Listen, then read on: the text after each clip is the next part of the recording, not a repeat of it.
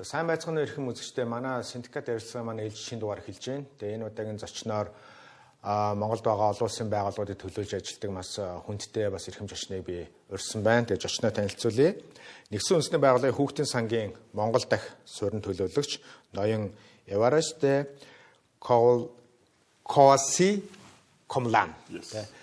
So thank you very much for accepting my invitation to be here to discuss about your organization and about yourself. And I would like to raise my first question is, you know, I know that you came to Mongolia just a few months ago, still quite new, but you traveled a lot around Mongolia extensively. And I would like to know what was your expectation before coming to Mongolia? And also, please introduce yourself briefly and what's your background? What brought you in Mongolia? But thank you very much for having me today. And I'm very glad that you offer this opportunity for UNICEF to talk about our program and also, you know, why you are here in Mongolia. On 24th of November, it will be exactly my 2 years in Mongolia. Already 2 years. Yeah, 2 years in Mongolia. But I have I've gone through 20 provinces already. So the last one remaining for me to go is Gombisumbe, that I'm planning to go on 24th of November, just to visit and see what we can do there also in Gombisumbe. So since I came in Mongolia, there's many issues that we need, that we have defined to address. And first of all, I'm a civil engineer myself. I'm a water and sanitation specialist. And before coming to Mongolia, I was in Madagascar. It's a quite island country. And then New York, when I spent more than 6 years as a deputy global water and sanitation chief. And then I went to Bangkok and then spent 3 years there in Bangkok. When I was in Bangkok as a regional advisor, I had the opportunity to come 3 times in Mongolia in 2018. A short period of time. A short period of time, you know, 2018, 2019, twice. And that also gave me opportunity to see the country and what we can do differently compared to many other countries. And, you know, some of the challenge during that time I faced was the capacity in the country to handle water quality issues, and that we have, you know, UNICEF was working on very hard and tried to solve the problem where infrastructure is there, but the quality remains some of the challenge, and then we provide more technical support in this area. So I have, you know, based on that, I have witnessed that we can do more in Mongolia. And when the position was open here in Mongolia as a representative, I say, okay, I want to go. And this is what I'm here for 2 years, and it has been a fantastic period. The past 2 years for me was amazing. The government was amazing. People are so kind with me.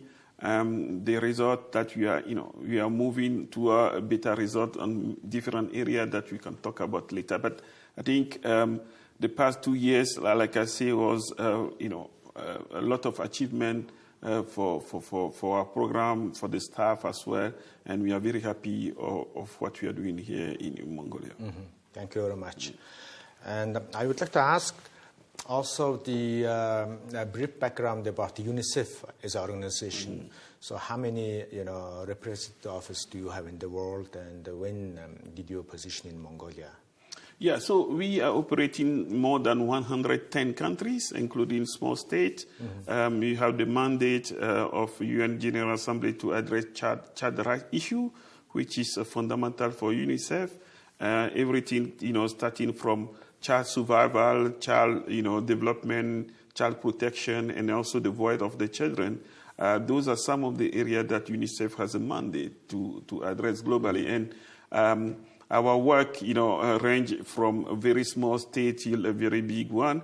In some of the country, we still have office, but it's not the office of operation, but it's more office of fundraising, where the developed country like Japan, South Korea, we don't have a program, but we have some of the office there that help us for fundraising to support the country where the need are, basically. So this is where we operate. We have 7 regional office, and in Mongolia is under the regional office based in Bangkok. Okay. Where there are more or less 24 countries and territory here, where, you know, the Asia Pacific. Asia Pacific, where we are operating as well. And Mongolia is part of those countries where we are working as well. Is your headquarters in New York?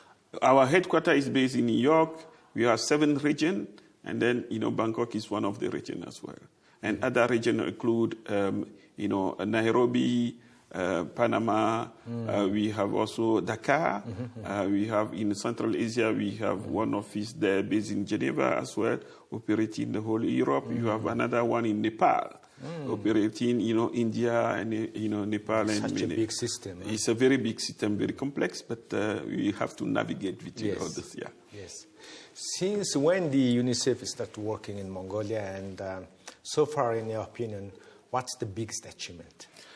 I think we have completed more or less 50 years of presence in Mongolia, and, you know, different area of work has been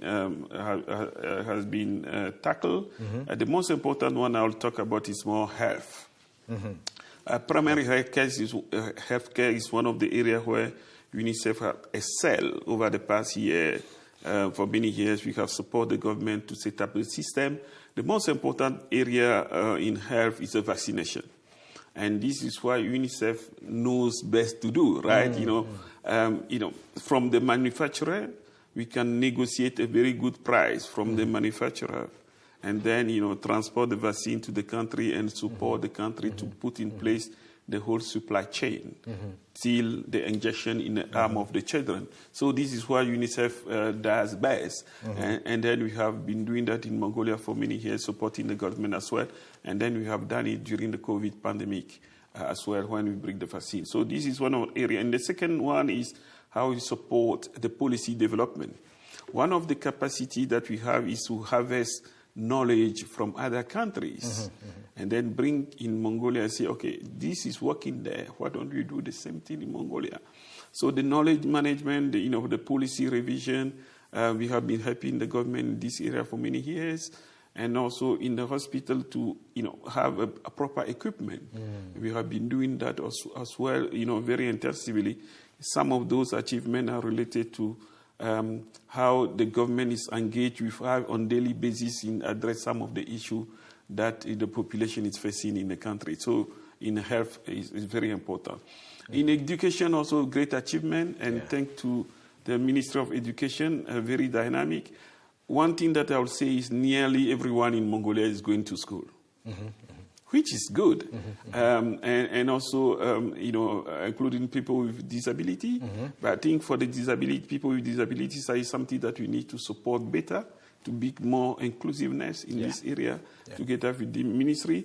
And we have also noticed that, in the last year that, we need to bring more boys back to schools, because once they, raise the grade 6, 7, they are more inclined to do head reading, to do head instead of coming to school. So it's one of the areas that we have not done much, but we need basically to do in this area as well.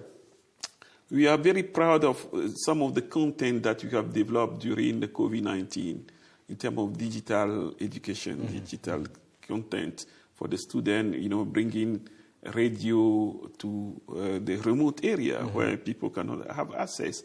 And we have been, very useful to bring those radio with SIM card when children can be connected to the learning. And we have done that. And then we have two major projects, which is one of teacher tablets, and then, teacher tablet, which is one of, a good program that we are doing also, and also voluntary tablet teachers, which is another program, very important. It's how the teacher go to household to teach the children as well. Very important area that we have done, and then very successful as well. So this is education, and then we have child protection program. In child protection, thanks to the government and the Ministry of Justice, we are happy, we've been happy to support in different areas, including, children law, child right, that include how we can basically protect children on many other aspects. I think it's quite complex, but we are trying to do, and we are very happy with the new Minister of Justice now that basically putting, family code or family law on the table for discussion, which is something that we will continue supporting as well. In climate change, right, and also water and sanitation, just to talk about climate change, where our focus has been for many years on air pollution. We have been able to develop some small device called cooking, heating, and solution product, CHIP, that is now, everywhere in the country, with the aim to connect those products with the grid that can bring clean air to the population. So this CHIP program is one of the challenge related to the CHIP program is one of the recommendations of the Convention of the Right of the Children. Okay. This report has issued specific recommendation to Mongolia to tackle air pollution issue. And then from that, UNICEF has taken the opportunity to bring all the stakeholders all that together, including the ministry, private sector, bank, financing institution, university together to think about how we can innovate and then to solve air pollution issue. This is where the cooking, heating, and solution product came in as one of the products can be used in the Gay area to reduce, to improve indoor air quality and reduce outdoor air pollution as well. So this was some of the fundamental achievement of our program in Mongolia. Another one is related to water quality, for example. And we are able, basically, through our program, to map the situation of air quality for most of the provinces in the country. So we can see exactly where we have, water with a high content of heavy metal, lead, and then some of those problems where there's less, and then based on that we can do better assessment in how we can support the province. So those are some of the achievements. And then the last one on child money program. You hear a lot about child money program, which has been cut, which bring back. This was based on some of the experience we have done in the Zahat province. And then during the pandemic, the government see it very useful, and then has multiplied the child money by time 4, which was also a great achievement. And we are very happy that, the government, bring the child money universal to every child now.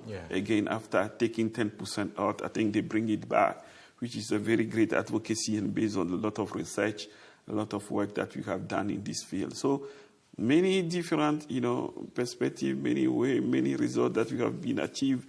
Those are some of the summary I will tell you, but I think there's a lot to be done as well. Yes, so I was so impressed. This is a huge work, Yeah. So you touched almost nearly every industry and sectors, including health, education, disability, child protection, water sanitation, quality, air pollution, even the child money. So you work as like a Ministry of the Child in Mongolia. Exactly. So I would like to ask the next question. Please be very straightforward. What is the biggest challenge right now to implement all those, big project and, policy implementation? So first of all, I think our new program, country program, is aimed to achieve, address challenge for child rights issue in all the 21 provinces, which need more or less around $60 million for the coming 5 years. So first of all, we need to raise the amount of money that basically need to address those issues. The first one. And then the second challenge we have is more as private sector engagement is very nascent, it's totally new in different sectors. How do we bring them on board? Especially in Mongolia. Exactly, in Mongolia. In terms of innovation, right? How they can think differently, how also they can contribute financially, and how they can take some of the results that has been achieved in different areas to scale. Some of the private sector are doing that already, like kindergarten model that you have developed. Some of the private sector are taking forward. They are building the same thing, very similar. We want more to do, private sector to do the same thing, for example, having more kindergarten. We want private sector to take forward, say, okay, water quality in in this province is very bad. You want to put filtration system, improve it, and then start, business on water quality issue, water supply issue in some of those provinces. Having more private sector engaged in this area might be hugely significant, because the government money is not enough to address all the issues. If you want to wait for the government investment, you wait for long. It will take many years to achieve the universal access in many different areas. So private sector investment is fundamental, is key to leverage all those investment, all those programs, all those knowledge that we have in the country, because they have capacity to invest, they have the knowledge, basically, they have the people, and then they can mobilize additional resources outside the country, basically, to support the investment. So they are fundamental. I'm not saying that they need to take forward everything, but I think they have a huge role to play, and then the government role in terms of regulatory standard setting need to be also enforced, so that we can, benchmark and make sure that what private sector is doing is delivering a good result. So this private sector public partnership need to basically in the front side, and this is what we want, and it's what one of the our program called Charterized Business Principle that involve private sector in what we do as UNICEF is fundamental in our work in Mongolia as well. How about the cooperation with the NGOs and civil society or volunteers? So I think NGO play a huge role in everything that we do, and when I say private sector, it is part of the big portfolio. It can also be individual. Yeah. Individual also, by our definition, is private as well, because you are the firm. So they have this role to play. Whether someone is giving to UNICEF, $10,000 or $1,000, they are on the same table, basically. So individual play a huge role in what you do. Volunteer, they are fundamental, because their knowledge, their capacity, and their resource will help community or any single household to get out of the poverty. So we need them. And then the NGO role is also fundamental. We are working more than with 53 NGOs in Mongolia. In our portfolio, more than 53 of them are in our system. So we need to continue working with them, because their capacity to reach some of the area that we cannot reach are fundamental. Yeah. And also, some of them know better the ground than we do. It's why this public-private partnership, individual engagement, SCSO, civil society, NGOs, they are all academia, they are all very important, basically to create this kind of leverage to our program in Mongolia as well. I know that many famous celebrities like sport and the art, they are called like the UNICEF, the ambassador. If I not wrong, remembering this David Beckham, for example, do we have someone like ambassador in Mongolia? And are you looking for somebody? No, we are always happy to be in contact of influencers who can basically take our program forward. We are always looking for someone can be, friend of UNICEF, because we are now developing a big network of the governors to be friend of UNICEF. We are working toward to have a big network of, media and, to be friend of UNICEF. We are working toward to have some of the MPs, some of the, many different to be friend of UNICEF. It's different from the ambassador. Yeah. The friend of UNICEF, so it's more like the inclusive for the... Exactly. But in the same time, like, in UK, we have David Beckham. We will be looking for someone also in Mongolia that can take this role also in Mongolia. And shortly, on 20th of November, we'll be having the Children's Day celebration. And we hope that, by that time you can have some of those people who are willing to be part of that to be ambassador for us, to be, in Mongolia. In some of the countries they have already. In past we did have, but actually we don't have, but we are still looking for someone. Because there's a lot related to integrity as well of the person. Of course. And then the way that the person address child rights issues are very, very fundamental for us. So it's why we are taking some time to go through the whole identification process and come up with someone that is more, inclusive, that can be well received by the Mongolians as well. Actually, what is the actually key criteria and the requirement to be a UNICEF ambassador? Maybe many people are watching us now. They might, interested in to nominate somebody or themselves. No, I think, the first one is to love children, basically. You cannot be ambassador with the children without loving the children. I think it's fundamental. I think the second one is more integrity as well. And then, the role in terms of influencing in the community play a huge role. And also knowing the child right principle, I think, is fundamental. And also, not corrupt. Of course. Basically, that's very important. So there's a vetting process. We have more than 12 criteria that will be vet, to come up with this person with a good personality, have a skill of communication as well, and addressing those issues. So those criteria are very important for us as well. Super.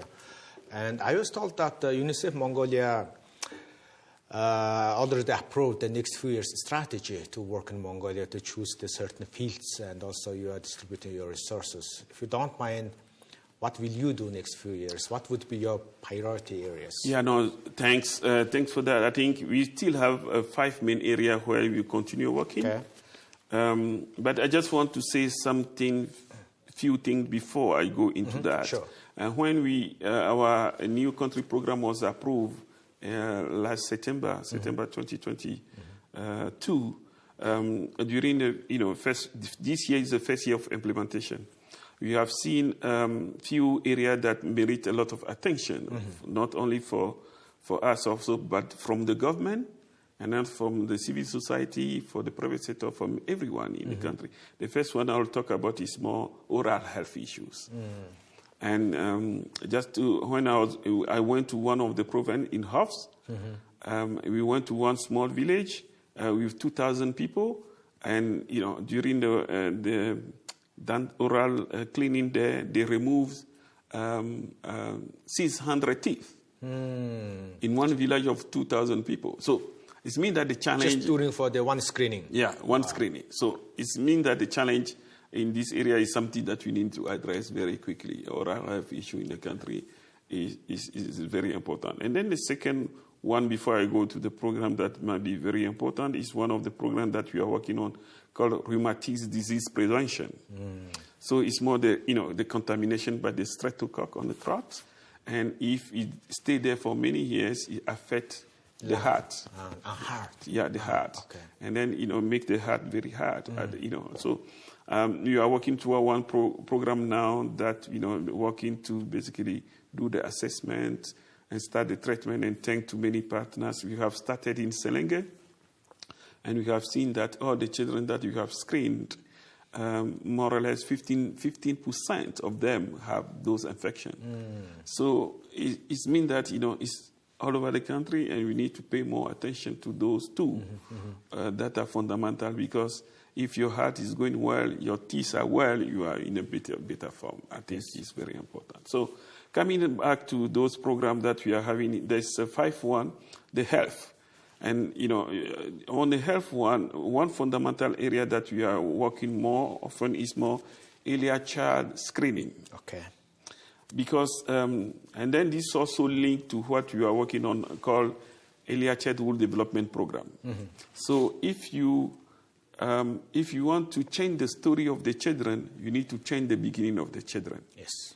So this need to have a better screening of the children when the children is born, so that we can identify all the malformation of the children and then start addressing that in the beginning. Yes. There's no way you address the children malformation after 5 or 10 years. It's too late. Yes. So addressing in the beginning is why we are putting a lot of energy on earlier screening of children. We are working with the the University of Medical Science to equip some of the hospital with ELIA screening device of the children that can identify all those malformations in the children. That's very important for Down syndrome and autism as well, Exactly. disability. Yeah. So we have done, they have a capacity of 250,000 analyses per year, which is enough for the country. And we have, set up one in UB, but we have, we're working to have another, collection center in Hobbs, and another in Donut, basically. Okay, in the east and west. Exactly, and then we'll go to the south later. So to collect all those information, that will help, basically, to have earlier detection of any syndrome related to the children, and then that can basically help better prevention or addressing the symptom. Again, if you address the beginning of the story, you address the story of the children. I think this UB center is already operational or not? Yeah, it's already operational. Yeah, already operational. They have, they are doing some of the analysis already there and very operational. So this is the health, and then the second area of the health is the vaccination. So still there are lots of people who do not believe in the vaccination. Yeah, no, but that's also the challenge, Yeah, so vaccination is the first entry point for any prevention, basically. And myself, I'm coming from Africa. I think most of us survive because of the vaccination. If you have been not vaccinated on, measles, for example, or tetanus, or many other things, you cannot see the children survive. And we have seen for many years, based on the science evidence, that most of the area where children got vaccinated or have full dose of vaccination, children survive better, more. And myself, my whole family, during our vacation, we went to have update of all our vaccine that is necessary for the country. The good news for the vaccine today is that before, when you are having all those vaccines, they are painful. Nowadays, it's easy. It's like nothing happened to you.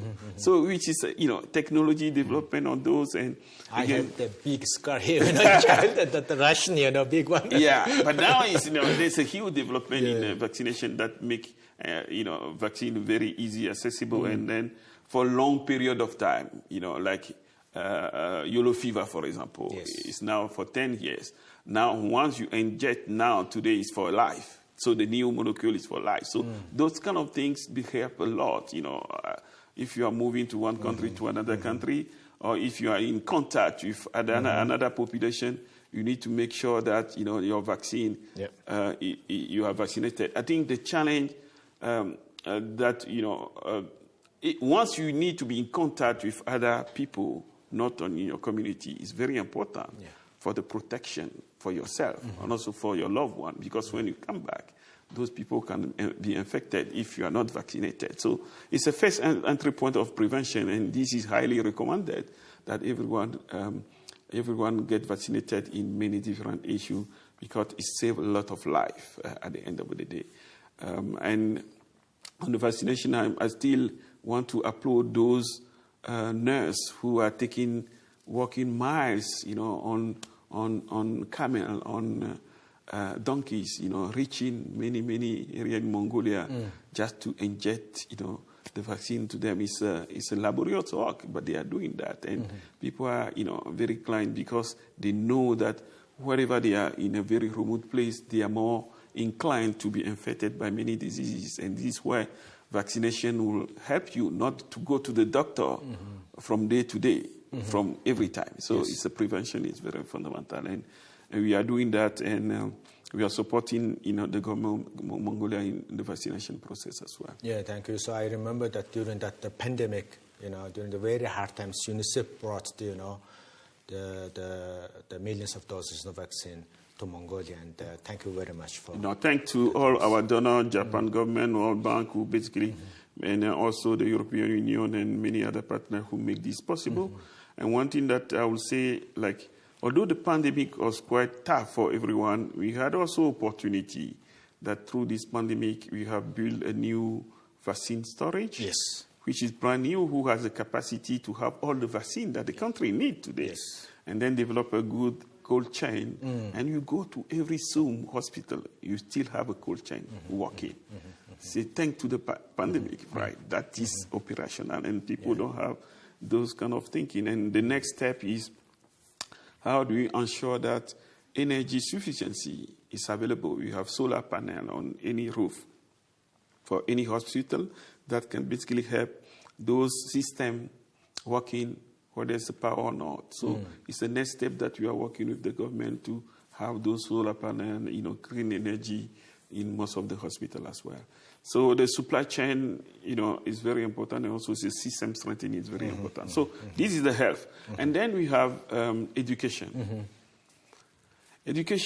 For education, I then thank for all the work that the Minister of Education is doing. A few challenges remain is that we want to address is children in the remote areas, in a very remote area, in underprivileged community like Kazakh communities, how we can work, for the translation, make available some of the material to them. Children on the move, those who had a family moving from another to another, who are totally left out of the school system, to bring them in an education system. Inclusivity of education is one of the areas that we are working strongly with the government, and to make sure that everyone, all the 2% that remaining, can still go to school very easily, including people with disability with special assistance. And then the second one is related to quality education. Yeah. And we have seen that, although everyone is going to school, but not everyone can read and everyone can do mathematics very easily. But it's not a big drama now, because in one of the models they use in a health system called Tanahashi model, Tanahashi model, the first step is to bring everyone in first, and then you work on the quality basically to build up. I think what Mongolia is doing is quite good in that, and we are very supportive that to bring the quality up now.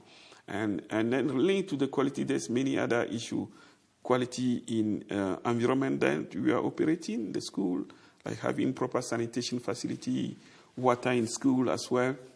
And also, after the pandemic, we realized more and more that the quality is not only what you teach, the content you teach, but also the mental health of the student and then the teachers as well.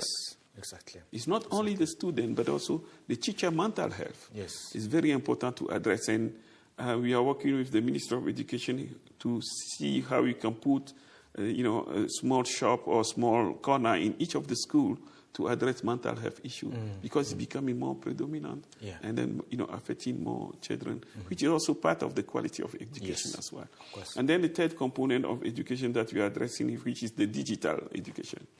And now, everything is going digital. And in the coming 5 years, no one can recruit anyone if you don't have part of digital learning, digital literacy in your CV. You can be, a journalist, you can be media, you can be a doctor, you can be anything, but you need to have a little digital literacy in your CV. That will basically give you this aura to be operational everywhere. So it's why for us it's fundamental to support the government on a basic digital literacy. And most of the application ecosystem that has been used in the government system are going digital. In Mongolia, for example, how can you help your family as the only one educated in the family? You cannot even show your parent how to access in Mongolia. So those are the fundamental, the basics that you are going to bring in education, including what you are learning through the education content that can be easily available to you wherever you go. So those are fundamental, and having this openness that the children can learn wherever they are, and with the content that they have available as well. Are you guys working with that Mobicom Corporation? Recently, they launched that addressing the issue of opportunity inequality. Smart classroom. Yes. Exactly. We are part of this initiative, and I'm very happy and grateful for Mobicom for initiating this partnership. They are putting the physical infrastructure in the remote provinces. Remote provinces, and UNICEF is going there for more content, more capacity building.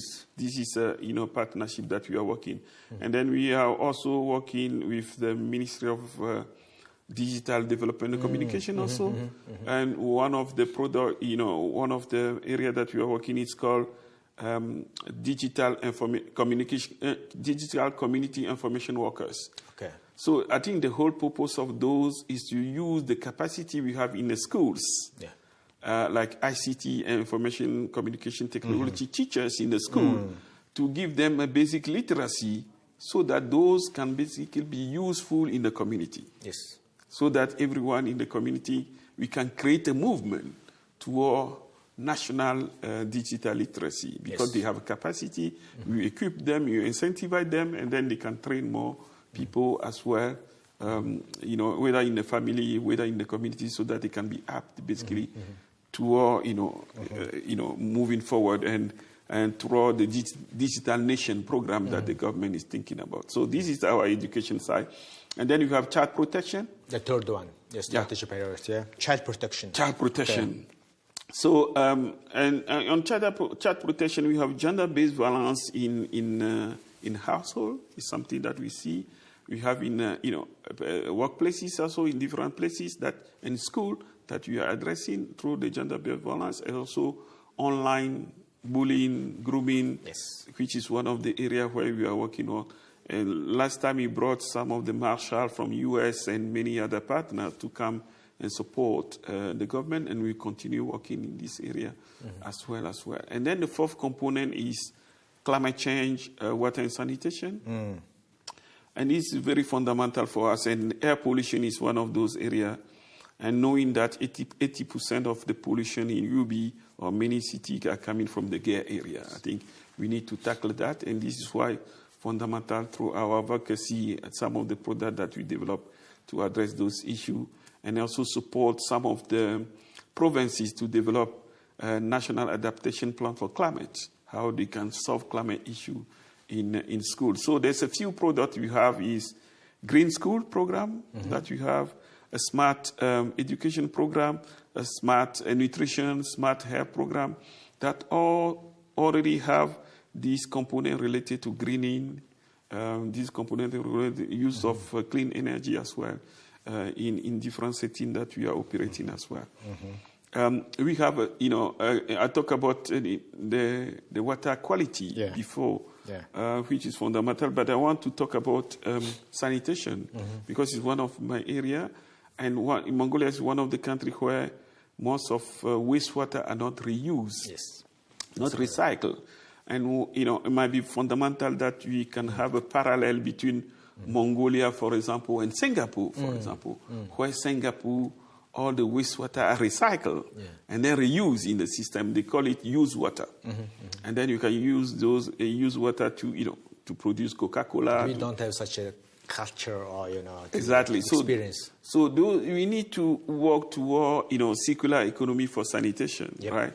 And then, because we don't need to basically put everything back, but we need to recycle, because there's a lot of nutrients in the wastewater that we can use for the agriculture, we can use for fishery, we can use for many other things that we are not harvesting, we are not using a lot, that need, fundamental man shift in the country.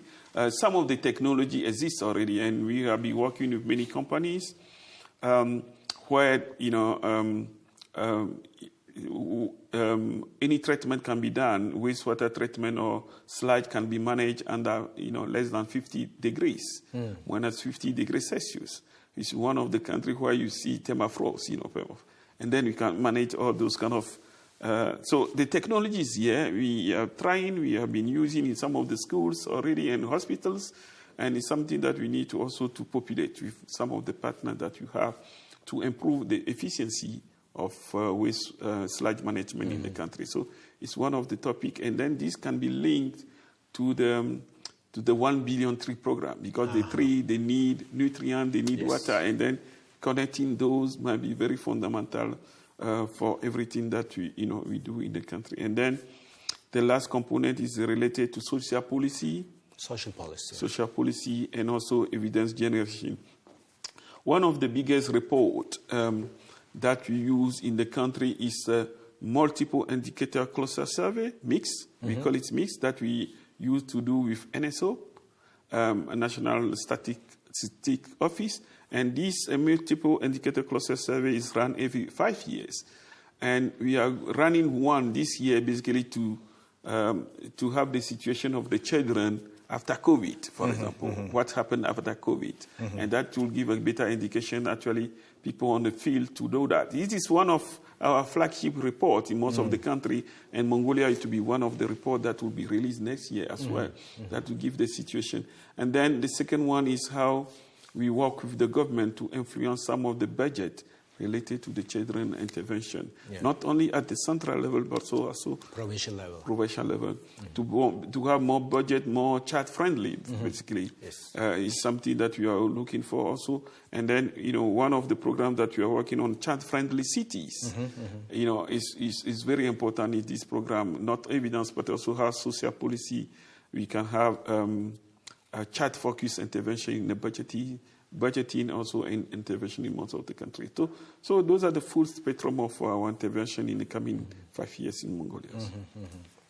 So how do you expect to measure the results of those 5 components? What would be key kind of the performance of indicators? So, there's a few ones. I think we have seen a lot of progress, like when the under 5 mortality in the country is being reduced.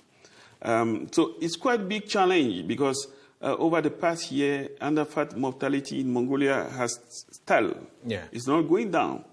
It's why, for example, if you have earlier detection, earlier screening of the children, it will help decline. If you have a better water and sanitation, it will help, basically. Air pollution is one of the killers of the children. So if you, improve that, it will help decline, basically.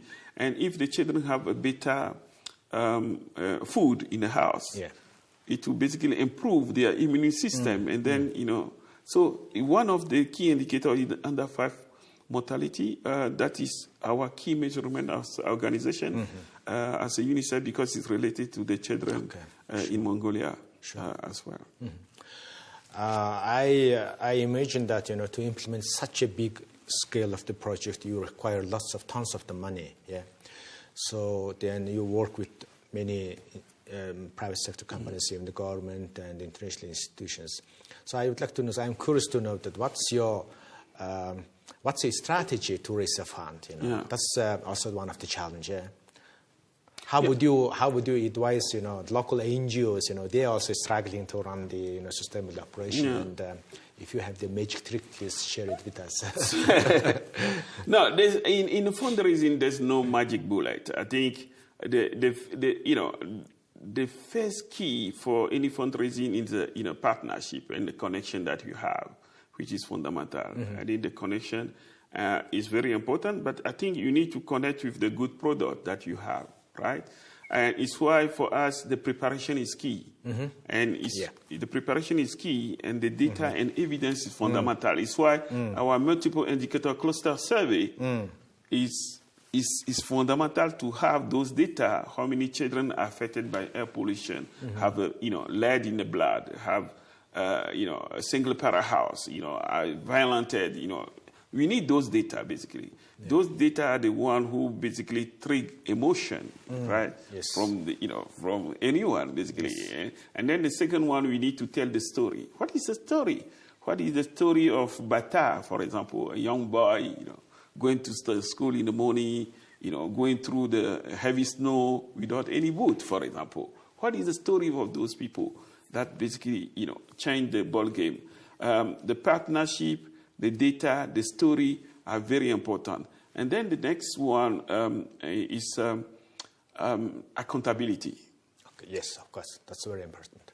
So it's not good that people give you money and then you cannot tell them where the money is going. I think, or can't misuse it. Exactly. Accountability, transparency is very key for if you want to continue, basically raise the fund, you need to have those indicators. It's what our reports are always displayed everywhere on what we are doing in the country and what are the results that we are achieving.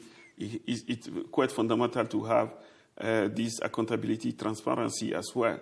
Now, coming to where the money is coming from, we are competing in the same area. You go to European Union, I go to European Union. You go to Swiss, I go to Swiss. You go to... So I think... I didn't know that. So it has to do also a lot with how this is articulate with the partners' priorities, and then how it's articulated with the government priority as well. Yes. Because, some of the government priority now are not totally the priority that I've defined, I share with you. Yes. It means that we need to go and fish our ball, and fish our fund outside. And thank very much to our, like I said in the beginning, some of our country where we don't have a program, but we do the fundraising, like Japan, like, South Korea. They are quite useful to provide some funding to our program, including our global funding, and few embassy and government, they provide directly funding to our program. But we do count a lot on private sector, CSR, social, corporate social responsibility, which is fundamental. So they need to see in our program what we are bringing in terms of value and standard, basically. What is the add value of UNICEF? If you want, any private sector want to give money to, what is the add value? Is it bringing the standard, or is it doing the same thing that NGO doing, or is it basically help them on the visibility side as well? So we be working with APU, for example, on school milk. Okay. Yeah. And one of the challenges during the lunchtime, yeah. Yeah, one of the challenges we've found, like most of the children in the school, they don't have vitamin D in their blood. So 90% of the children have vitamin D deficiency.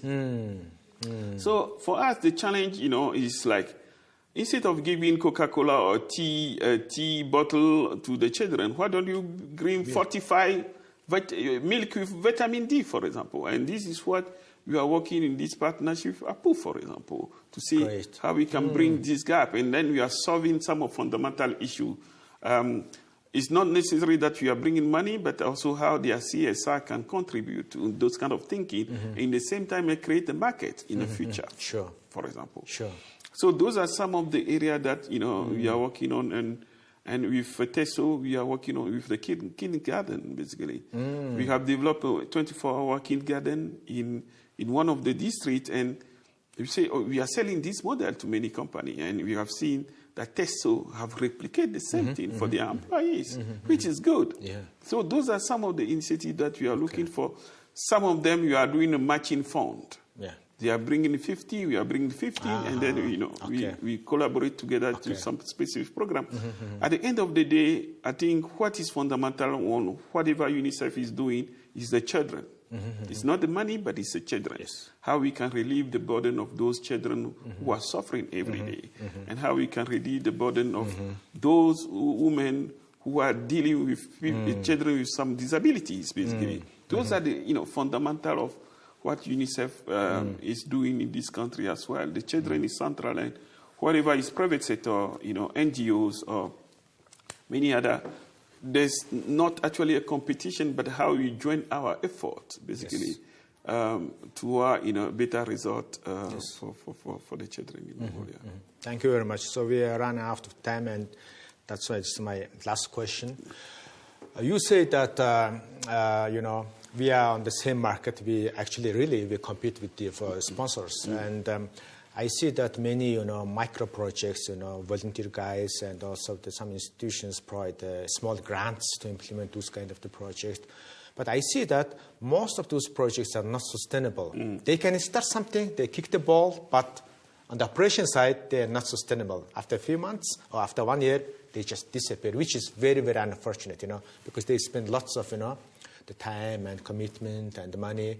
So how do you see that this, to solve this, the sustainable operation, especially in these social fields, how can we create the long-term synergy among, government, public, and private partnership and international institutions like you?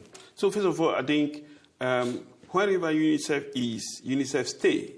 We are not running away tomorrow, right? We stay there where we operate. And our model on sustainability is based on 4 main principles. The first one is the willingness of the government to engage with you. Okay, sure. Local government, and basically you go to Selenge, or you go to Bayan Zurgu, or Bayan Ngo, or you need to have the government basically to understand your program and what you are doing, and the need to come from them. So parachuting some of the program doesn't work. This is the ownership that you build with the government. I think is fundamental. I think first of all, if you go to one province and then the government is not keen to have your program, go to another one where the government is keen. It's where you build ownership, basically. The second one is the social perspective. How the population respond to the need. Are they comfortable? Are they willing to pay? Are they willing to contribute? So it's the second one that we need to basically address, the willingness of the society to change their norm, to go to this direction, and also to contribute financially. I think is fundamental for whatever you do. So, and then the technical perspective. So don't give to one community a Rolls-Royce car if they need only, Prius. Prius, yes.